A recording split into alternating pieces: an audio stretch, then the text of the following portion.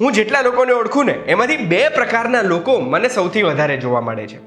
એક એવા જે બચતના બધા પૈસા સેવિંગ્સ એકાઉન્ટમાં મૂકી રાખે છે, અને બીજા એવા જે સેવિંગ્સમાં મૂકી રાખવામાં નથી માનતા. એ બધા પૈસા કોઈ પણ એક મ્યુચ્યુઅલ ફંડ પસંદ કરીને એમાં એસઆઈપી કરે છે, કોઈ પણ ગોલ્સ વગર. આ બંને પ્રકારના લોકો ભૂલ કરી રહ્યા છે.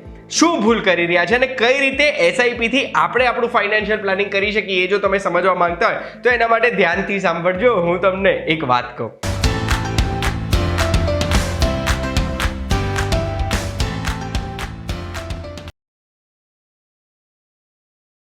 એક વાત કહું, આપનું સ્વાગત છે. મારું નામ છે ગુંજ ઠક્કર. ટૂંકમાં જો હું તમને એસઆઈપી શું છે એ કહું ને, તો એસઆઈપી એ સિસ્ટમેટિક ઇન્વેસ્ટમેન્ટ પ્લાન છે, જે સિસ્ટમેટિક ઇન્વેસ્ટમેન્ટ કરવાનો એક પ્લાન હોય. એનો મતલબ દર મહિને થોડા પૈસા આપણે ઇન્વેસ્ટ કરીએ છીએ. આ ઇન્વેસ્ટ ક્યાં કરીએ છીએ? મ્યુચ્યુઅલ ફંડમાં. આ મ્યુચ્યુઅલ ફંડમાં ઇન્વેસ્ટ કરવાથી આપણા પૈસા કમાય છે. માર્કેટ હાઈ હોય કે માર્કેટ ડાઉન હોય, આપણી ફિક્સ રકમ જો આપણે ઇન્વેસ્ટ કરીશું તો લાંબા ગાળામાં આપણને એમાં ફાયદો જોવા મળશે જ. હવે આપણે વાત કરીએ કે એસઆઈપી થી આપણે કઈ રીતે આપણે ગોલ્સ અચીવ કરી શકીએ. તો એના માટે ઘણી બધી વખત ઘણા બધા વિડીયોઝમાં મેં એવું ચોખ્ખું કીધું છે કે આપણી આવકના 30% રૂપિયા તો આપણે બચત કરવા જ જોઈએ. પહેલા બચત કરીને પછી ખર્ચા કરવા જોઈએ. તો આજે આપણે આ બચત પણ કઈ રીતે કરવી અને બચતને કયા અલગ અલગ એસઆઈપીમાં મૂકવાના ને એની વાત કરવાના છે. મેઇનલી આપણે જે બચત કરવા ઈચ્છીએ છીએ, જે ઇન્વેસ્ટ કરવા માંગીએ છીએ, એ 3 અલગ ગલ્લામાં આપણે મૂકવાની છે. પહેલો ગલ્લો છે આપણો સેફટી ગલ્લો. આ સેફટી બકેટ છે ને, એમાં આપણે આપણી આવકના 10% જેટલા મૂકવાના છે. આ સેફટી બકેટનું કામ શું છે કે આપણે કોઈ પણ ઇમરજન્સીમાં પૈસાની જરૂરત પડી ગઈ, આપણો ધંધો પ્રોપર કામ નથી કરતો, આપણી આવક ઘટી ગઈ છે, આપણને જોબ નથી મળતી, આપણને જે જોબ કરીએ છીએ ફાવતી નથી, કે પછી કોઈ પણ ઇમરજન્સી આવી જાય, ત્યારે આ સેફટી બકેટના પૈસા આપણને કામમાં આવી શકે. હવે આ સેફટી બકેટના જે પૈસા છે ને, એ પૈસા આપણે સેવિંગ્સ એકાઉન્ટમાં મૂકી રાખતા હોઈએ છીએ, તો એમાં આપણે આપણી આવકનો જ લોસ કરીએ છીએ. સેવિંગ્સ એકાઉન્ટ 3-4-5% વધારે આપણને વ્યાજ નથી આપતા દર વર્ષે. એની જગ્યાએ આ પૈસા આપણે ઇન્વેસ્ટ કરી શકીએ એક એસઆઈપીના માધ્યમથી લિક્વિડ મ્યુચ્યુઅલ ફંડમાં. લિક્વિડ મ્યુચ્યુઅલ ફંડ સૌથી સેફેસ્ટ મ્યુચ્યુઅલ ફંડ હોય, કારણ કે એ મ્યુચ્યુઅલ ફંડ કોઈ પણ કંપનીને પૈસા ધિરાણ કરતી હોય છે કે કોઈ પણ બેંકને પૈસા ધિરાણ કરે, અને એ પણ ટૂંકા સમય માટે. લિક્વિડ મ્યુચ્યુઅલ ફંડ સારા એટલા માટે હોય કે આપણી ઈચ્છા થાય ત્યારે એમાં પૈસા આપણે રોકી શકીએ અને ઈચ્છા થાય ત્યારે પૈસા રિડીમ કરી શકીએ.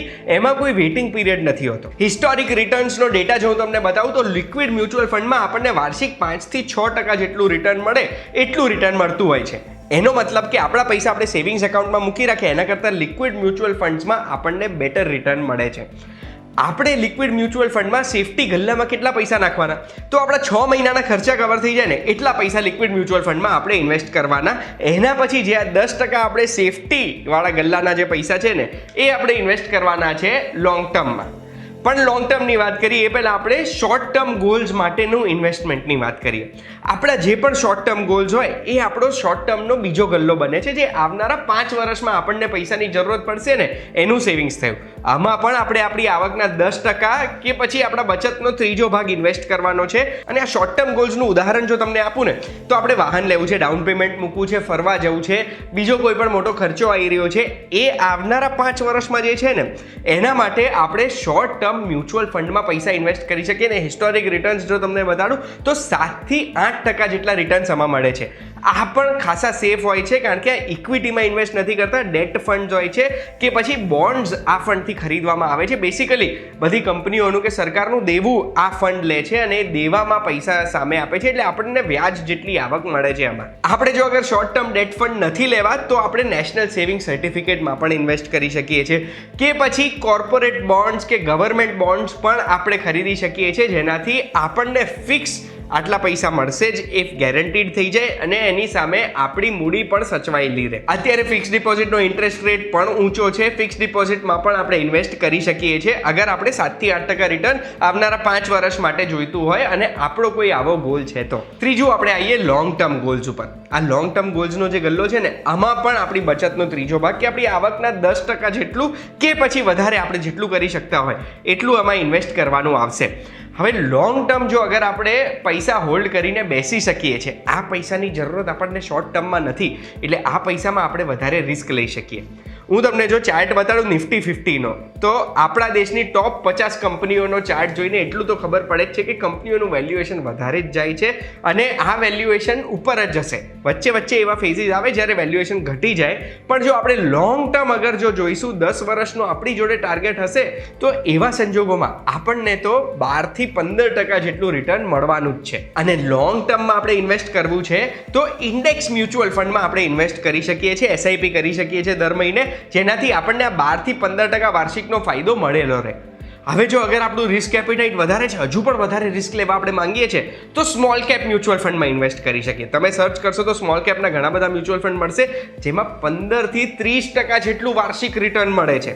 પણ આમાં રિસ્ક બહુ જ વધારે હોય, એટલે કોઈ પણ એક્સપર્ટની સલાહ લેવી જરૂરી છે કોઈ પણ સ્મોલ કેપ ફંડમાં પણ ઇન્વેસ્ટ કરતા પહેલા. બેસિકલી આપણે એસઆઈપી કરવાનું ચાલુ કરીએ એટલે આંખો બંધ કરીને કોઈ પણ ફંડમાં ઇન્વેસ્ટ કરવાનું ના હોય. આપણે આપણા ગોલ્સ પ્રમાણે એવા ફંડમાં ઇન્વેસ્ટ કરીશું તો આપણી જરૂરત પ્રમાણે પૈસા આપણને કામમાં આવશે. એક વસ્તુ બીજી આપણે યાદ રાખવાની છે, જેમ જેમ વર્ષો વીતે છે, જેમ જેમ આપણો પગાર વધે છે, જેમ જેમ આપણો ધંધો વધે છે, આપણી આવક વધે છે, એમ આ એસઆઈપી પણ વધારતા જવાનું છે. આપણી આવકના 30% આપણે ઇન્વેસ્ટ કરવાના છે કે બચત કરવાનું છે, એ હંમેશા યાદ રાખજો, કારણ કે આ પૈસા તમને પૈસા કમાઈને દેશે. આ વિડીયોની માહિતીથી તમને ઘણું બધું જાણવા મળ્યું હશે, પણ એક વસ્તુ હંમેશા યાદ રાખજો, કોઈ પણ જગ્યાએ પૈસા રોકતા પહેલા કોઈ પણ એક્સપર્ટની સલાહ લેજો કે એવા કોઈ વ્યક્તિને પૂછજો જે ઓલરેડી ત્યાં આગળ ઇન્વેસ્ટ કરે છે, કે પછી જાતે નોલેજ મેળવજો, પછી જ ઇન્વેસ્ટમેન્ટ કરજો, કારણ કે તમારા પૈસા છે એ પૈસા ક્યાંય ખોવાઈ ના જવા જોઈએ. આવી જ માહિતી માટે એક વાત કહું, જોતા રહેજો VTV Gujarati.com પર. કોઈ પણ ડાઉટ છે તો કમેન્ટમાં મને પૂછજો, આપણે ફરી મળીશું.